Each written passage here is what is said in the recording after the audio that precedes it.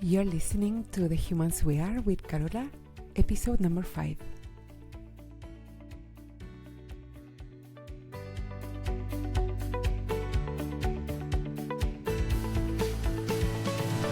Hello, my lovely human friends. How are you doing today? How are all of you experiencing life as a human today? What is it being like lately?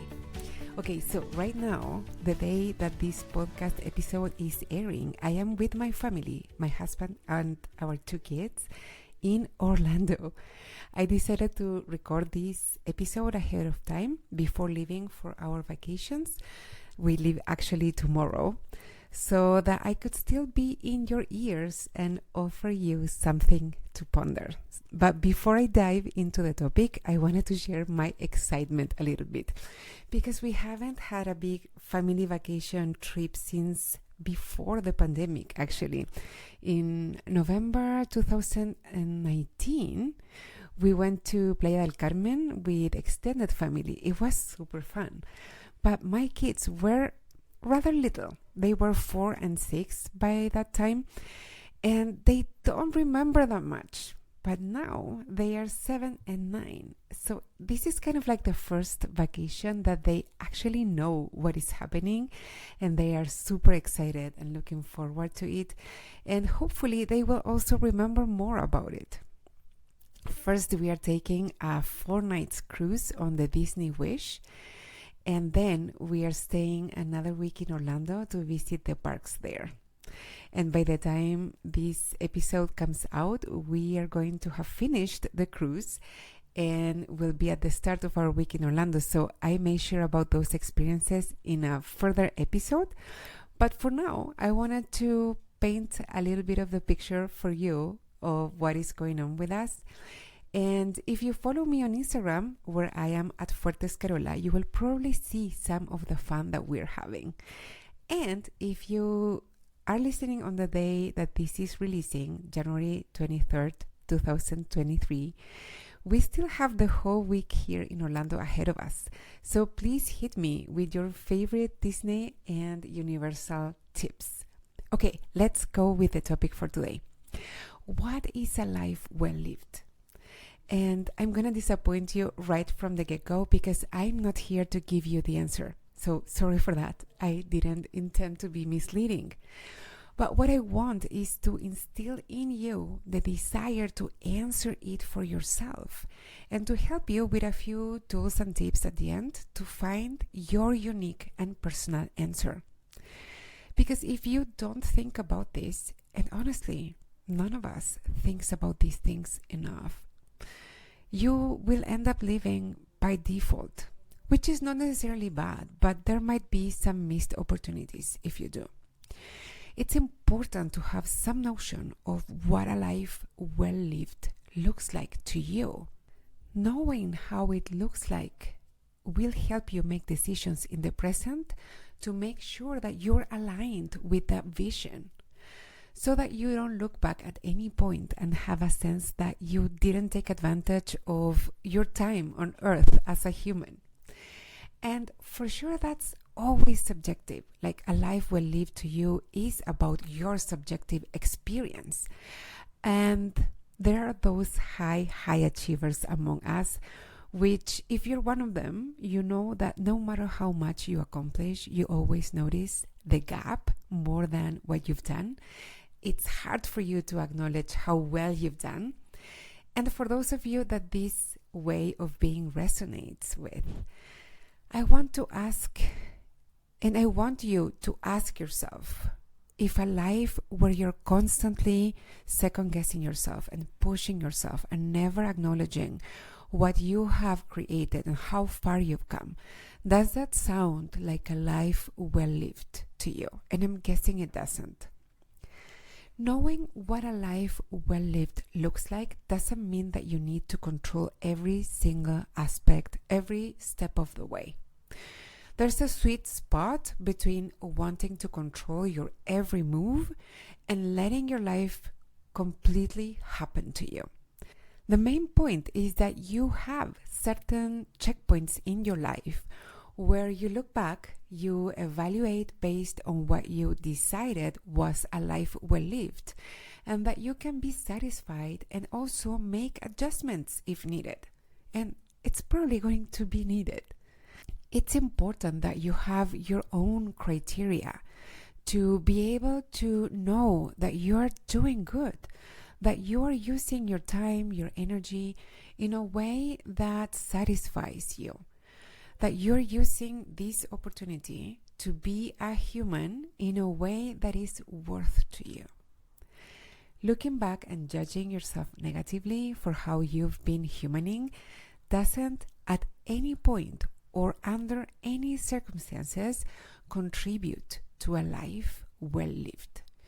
So I'm gonna mention to you what are the main components to help you make sure that you are giving yourself the best chance at your own definition of a life well lived, and I'm gonna expand on these later. Okay, so the first one is knowing your values, the values that you want to prioritize and take care of for your life, but knowing that these change throughout a normal human life. So I recommend reassessing your values once a year, or maybe once every 2 years, or if there are any major life changes, like for example, you got married, or you got a divorce, or you have a child, or you have a child that is moving away for college, or you are changing careers. Like when there are any of those kind of like big life changes, that's also a good time to reassess your values. So that is number one, knowing your values and reassessing them periodically. Number two is being intentional about how you're spending your human time and energy over periods of time that make sense to you. And the reason that I stress that last part is that I don't want you to get the sense that you need to be intentional about every minute of every day, or even every day of every week. But decide what is a sensible time period for you. It may be a day, it may be a week, it may be a month. And being intentional about how you're spending your human time and your human energy over that period of time. That's number two.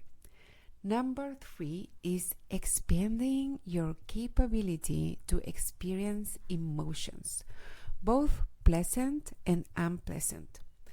This is something that we, for the most part, don't pay attention to specifically and intentionally.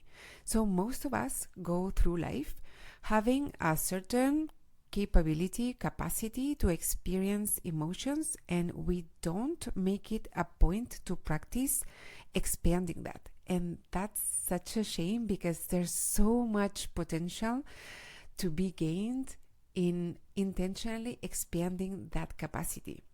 Because think about it, the more you expand your capacity to experience present emotions, the more happy, the more joy, the more satisfaction you can hold, you can experience.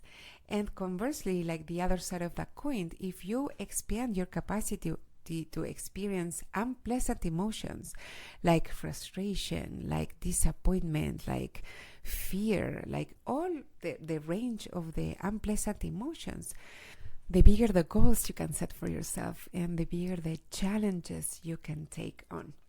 So that's for sure one of the things that's going to help you be sure that you're living a life well lived. That's number three. And number four, and the last one that I'm going to mention, is building a favorable predisposition towards yourself. And I'm saying it like that because I wanted to include different aspects of this. So, for example, giving yourself the benefit of the doubt always, trusting yourself, having your own back, and having a good capacity to be loving, kind, respectful, and gentle towards yourself every step of the way. And I don't think I need to really justify why this is such an important piece of a life well lived, but I will double click on each of these 4 components in future episodes because I wanted to keep making these episodes short and easy to consume for you. So I didn't want to expand on each 4 of these in this one, and I'm gonna do 1 episode on each of them. Okay, so by the way, thank you to those of you who have reached out and have given me feedback about the show. I really appreciate it. You don't have any idea how much I appreciate it, because podcasting, for those of you who do it or have done it, can be kind of lonely. Like, you are here talking to the microphone and it's hard to know for sure that anyone is on the other side listening in.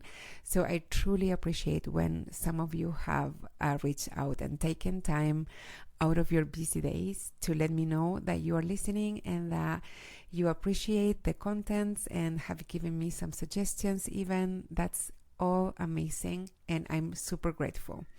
And there's also quite a few of you who have specifically talked about how much they appreciate the fact that these are short and that you can easily consume them. So I want to keep that for the most part. I can't promise that every single episode is going to be super short, but that's my intention for sure.